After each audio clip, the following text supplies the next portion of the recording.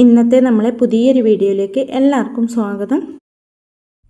ഇന്നത്തെ നമ്മളെ റെസിപ്പി നല്ല ടേസ്റ്റി ആയതും അതുപോലെ തന്നെ നല്ല കുറുകിയ ചാറോടുകൂടി വളരെ സിമ്പിളായിട്ട് ചെയ്തെടുക്കാൻ പറ്റിയ മീൻകറിയുടെ റെസിപ്പിയാണ്.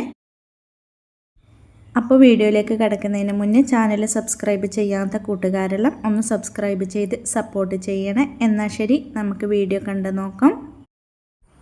അപ്പോൾ ഇതുണ്ടാക്കിയെടുക്കാൻ വേണ്ടി നമുക്ക് ആദ്യം തന്നെ ഒരു മൺചട്ടി ഒന്ന് സ്റ്റൗവിലേക്ക് വെച്ച് കൊടുക്കണം. നമ്മൾ മീൻ കറി ഉണ്ടാക്കുമ്പോൾ എപ്പോഴും മൺചട്ടിയിൽ ചെയ്തെടുക്കുമ്പോഴാണ് കൂടുതൽ ടേസ്റ്റ് കിട്ടുന്നത്. ഇനി ഈ ചട്ടി നന്നായിട്ടൊന്ന് ചൂടായി വന്നു കഴിഞ്ഞാൽ നമുക്കിതിലേക്ക് 2 ടേബിൾ സ്പൂൺ വെളിച്ചെണ്ണ ഒഴിച്ചു കൊടുക്കാം.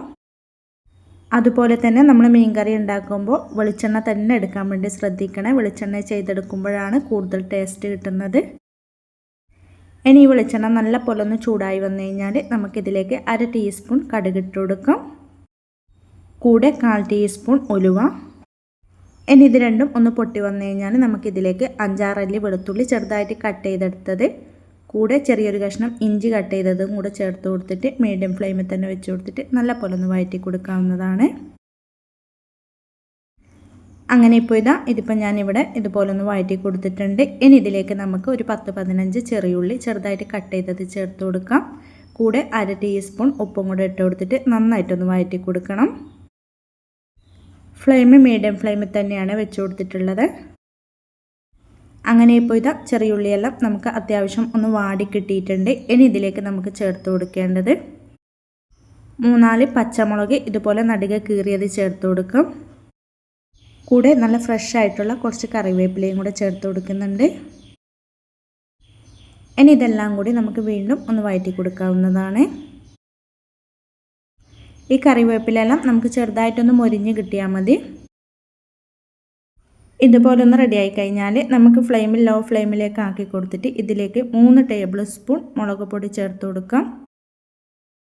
ഞാനിവിടെ കാശ്മീരി ചില്ലി പൗഡറാണ് എടുത്തിട്ടുള്ളത്. കാശ്മീരി ചില്ലി പൗഡർ ആകുമ്പോൾ നമുക്ക് കറിക്ക് നല്ല കൊഴുപ്പ് കിട്ടും.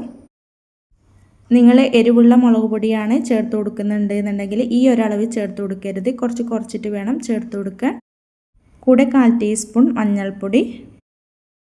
ഇത്രയും ചേർത്ത് കൊടുത്തിട്ട് ഇത് നന്നായിട്ടൊന്ന് വഴറ്റി കൊടുക്കാവുന്നതാണ്. ഈ പൊടികളെ പച്ച ടേസ്റ്റ് മാറുന്നവരെ ഫ്ലെയിം കുറച്ച് വെച്ച് കൊടുത്തിട്ട് തന്നെ നമുക്കിതുപോലെ ഒന്ന് വഴറ്റി കൊടുക്കണം.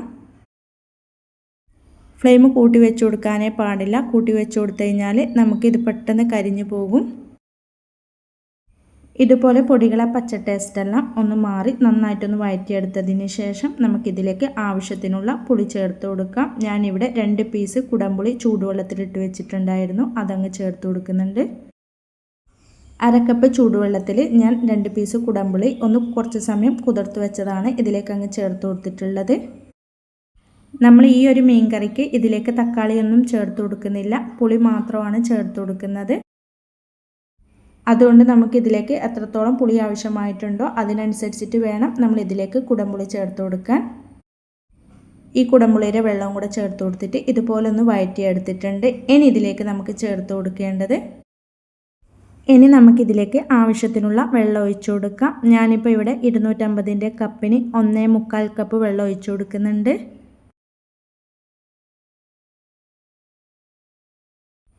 ഇതുപോലെ വെള്ളവും കൂടെ ചേർത്ത് കൊടുത്തിട്ട് നമുക്ക് നന്നായിട്ടൊന്ന് ഇളക്കി കൊടുക്കും. ഈ ഒരു സമയത്ത് നമുക്കിതിലേക്ക് ആവശ്യത്തിനുള്ള ഉപ്പും കൂടെ ചേർത്ത് കൊടുക്കണം.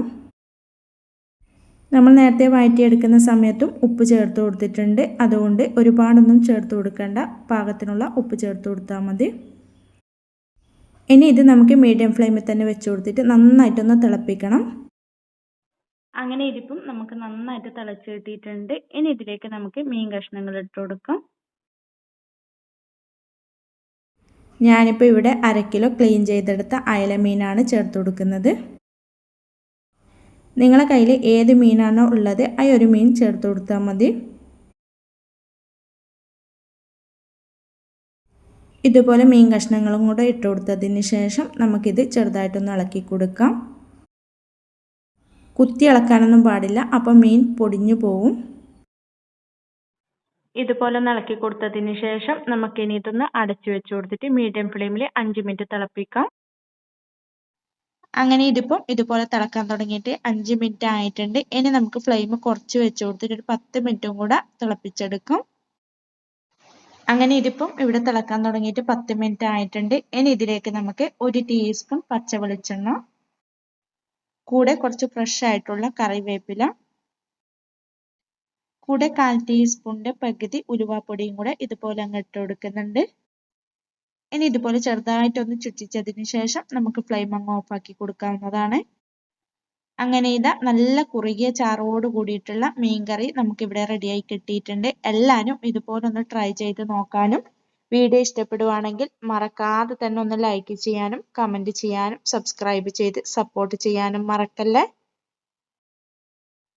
ഇൻഷാ അള്ളാ അടുത്തൊരു പുതിയ വീഡിയോ ആയിട്ട് നമുക്ക് വീണ്ടും കാണാം. Thank you for watching.